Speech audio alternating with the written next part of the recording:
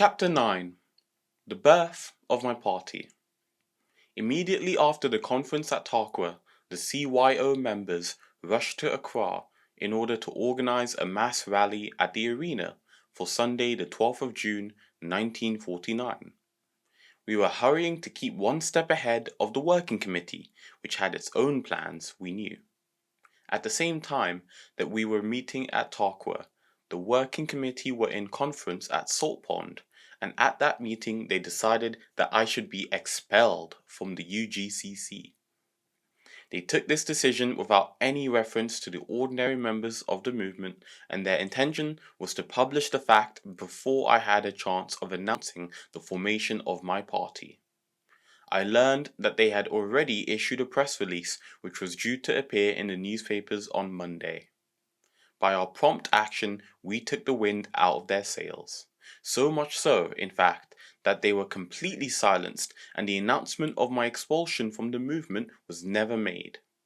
On Sunday the 12th of June 1949, therefore before an audience of about 60,000 people, I announced the formation of the Convention People's Party. It was without a doubt the largest rally ever held in Accra, and the sun shone brightly in spite of its being in the middle of the rainy season. It was a great day and my heart felt very full as I stood up to acknowledge the deafening cheers of welcome from an excited crowd. In my speech, I went over the whole of the political struggle since my return to the Gold Coast, the formation of the Ghana schools and colleges, the evening news, with its fight for survival against so many obstacles, and the organization of the youth of the country into the CYO.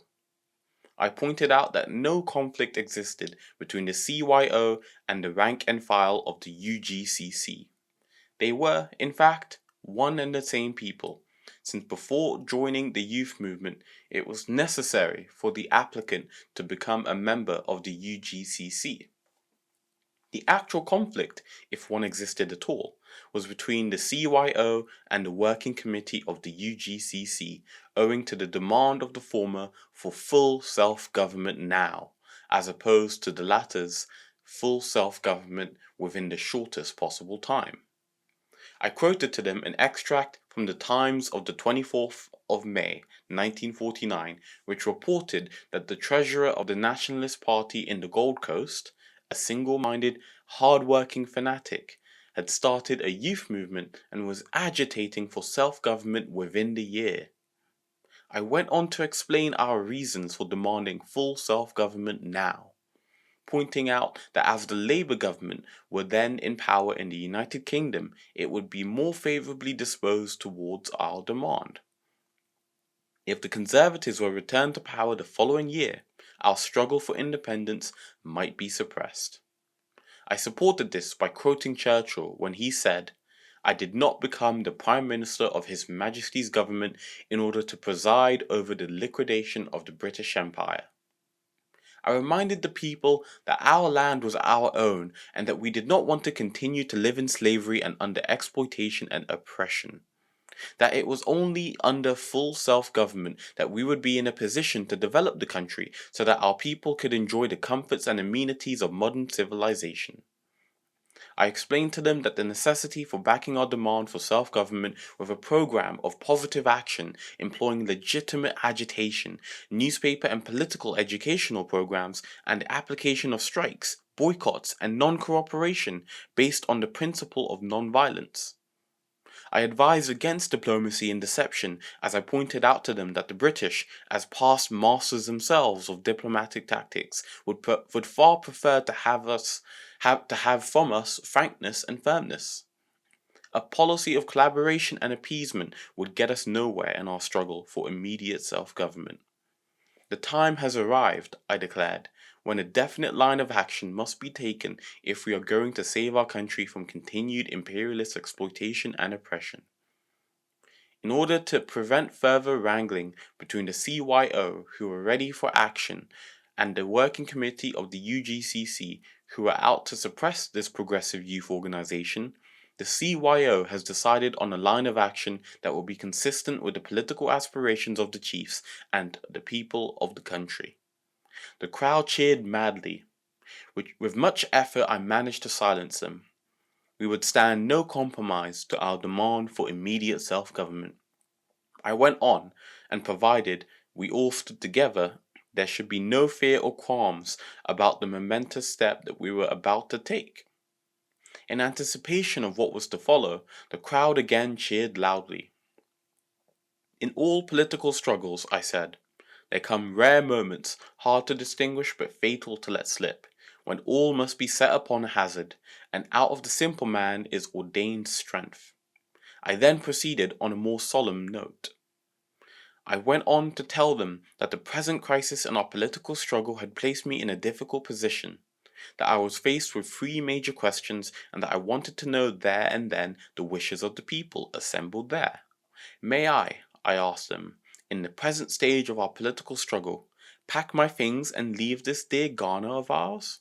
No, no, certainly not, yelled the crowd indignantly.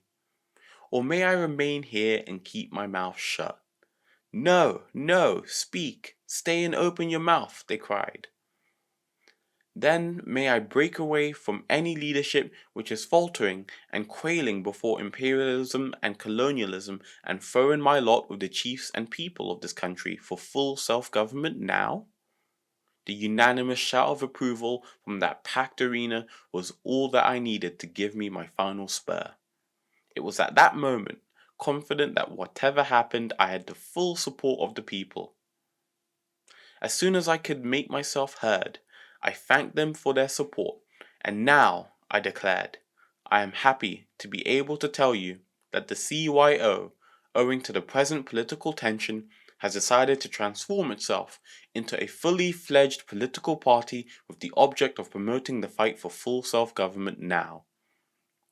Then, on behalf of the CYO, in the name of the chiefs, the people, the rank and file of the convention, the labor movement, our valiant ex-servicemen, the youth movement throughout the country, the man in the street, our children and those yet unborn, the new Ghana that is to be, Sergeant Ajati and his comrades who died at the crossroads of Christiansborg during the 1948 riot, and in the name of God Almighty and humanity, I declared to the crowd the birth of the Convention People's Party, which would from that day forward carry on the struggle for the liberation of our dear Ghana in the recognized party system, until full self-government was won for the chiefs and the people of the country. The applause, which had been tumultuous, eventually died away and a deep silence followed. It was a most touching moment for each one of us there. We had decided to take our future into our own hands, and I am sure that in those few minutes everyone became suddenly conscious of the burden we had undertaken. But in the faces before me I could see no regret or doubt, only resolution. The following Thursday, the 16th of June, the Working Committee of the UGCC and the remnants of their following held a meeting at the Palladium. Mr. Obetsubi Lamptey, when referring to me in his speech, used the word stranger, and declared to the gathering that he failed to understand why the Ga people, who formed the majority of the population of Accra, should permit themselves to be led by a man who did not even come from their area. This was too much for those who happened to be present, and the meeting ended in uproar and confusion against him. The foundations of age-old tribalism had suffered their first irreparable crack. When the working committee braved themselves to face the fact that the CYO had actually transformed itself into an independent political party with a definite policy and a program opposed to their own, a few of the right-wing members among them showed concern. They invited a barrister from Sekondi, a minister from the Methodist Mission and another from the Zion Mission, to endeavor to settle the dispute which had arisen between myself and the other members of the working committee. These arbitrators met, and after much deliberation of the facts leading to the rift and the subsequent formation of the Convention's People's Party, they recommended that I should be reinstated as General Secretary of the UGCC, and that the CPP should still stand, but as a political party acting as the vanguard within the UGCC, since the latter held itself to be a national movement as opposed to a political party. I agreed to accept this recommendation, but the other members of the working committee objected. As a result of this, the whole committee, with the exception of the president, Mr. George Grant, resigned en bloc. Such undemocratic behavior on part of the working committee confirmed my earlier fears. Immediately these people resigned, I advised Mr. Grant to convene a special delegates conference. This was held at Salt Pond in July. Apart from the accredited delegates and the ex-members of the working committee, between 40 and 50,000 people assembled for this conference. The ex-members of the working committee, fearing that there might be trouble, had arranged for the police to be present. The delegates' conference endorsed the recommendation of the Secondi arbitrators and called for the election of a new working committee to fill the vacancies caused by the resignations.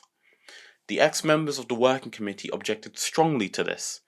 The delegates maintaining that as they had resigned of their own accord, the delegates should offer to reinstate them first. As a complete deadlock resulted, 2 new arbitrators were appointed to work out a solution. This time, 2 chiefs were selected, who recommended that I should be reinstated as the General Secretary of the Convention, but added that the CPP should be dissolved. In spite of all that this would mean to me, and the fact that it would certainly antagonize my supporters who were not prepared to accept any compromise, I agreed to accept their decision, but on one condition only: that the delegates present should elect a new executive committee to work with me in carrying out the policy which the conference was to adopt. My suggestion, as might be expected, was objected to by the ex-members of the working committee, to whom it was clear that they had lost the confidence of the conference. They feared that if an election were allowed, their resignations would be confirmed and a new progressive working committee would be elected in their place. Soon, no doubt was left in their minds when the delegates passed a vote of no confidence in both the president and in the ex-members of the working committee. Immediately afterwards, a message was delivered asking me to go outside the conference room. There I was confronted by an excited crowd. "Resign," they shouted as soon as they saw me. "Resign and lead us, and we shall complete the struggle together."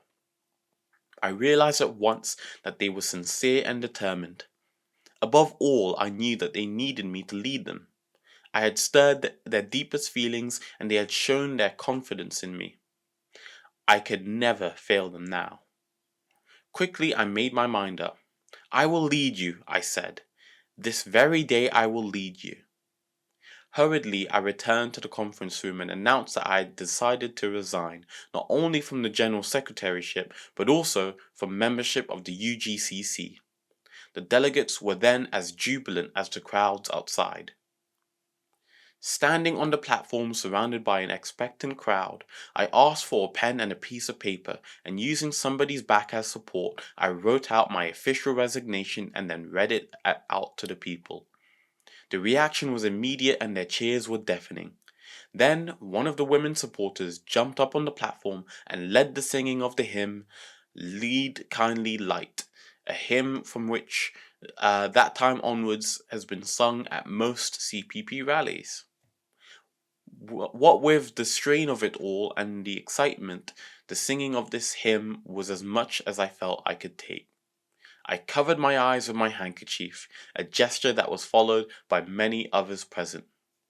The overwhelming support I had received from the masses had prompted me to act, and so I had struggled to the end of one battle only to be faced with the beginning of another. But this was the one that I had wanted so badly. The conflict which could only end with the fulfillment of my promise to my people, who had shown so readily their implicit trust in my leadership. The impact of this all made me feel suddenly humble and lonely, and the tears that came were shed not from sorrow, but from a deep sense of gladness and dedication. Standing before my supporters, I pledged myself, my very lifeblood, if need be, to the cause of Ghana. This marked the final parting of the ways to right and left, of Gold Coast nationalism. From the system of indirect rule promulgated by British imperialism to the new political awareness of the people.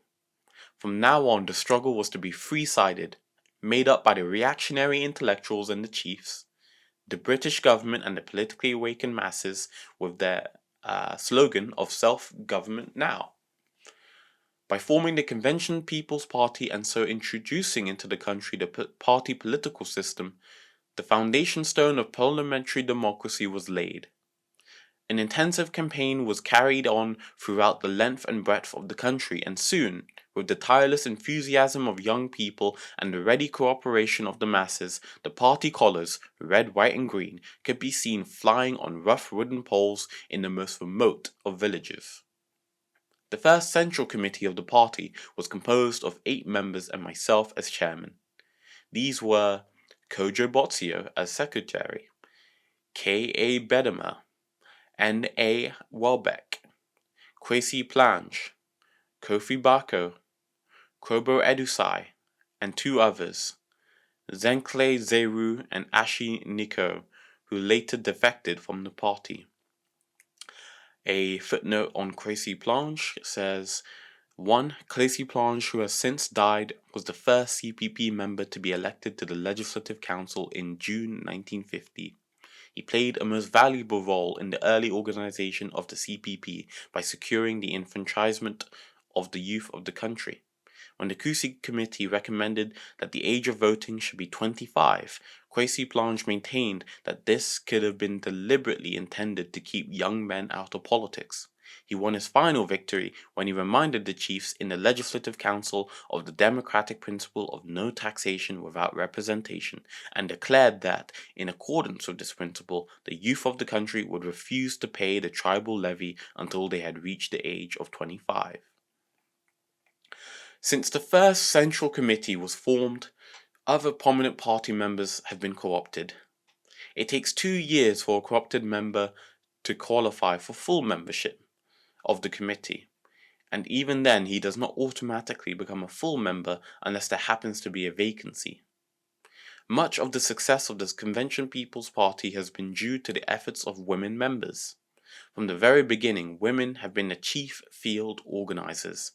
They have traveled through the innumerable towns and villages in the role of propaganda secretaries and have been responsible for the most part in bringing about the solidarity and cohesion of the party.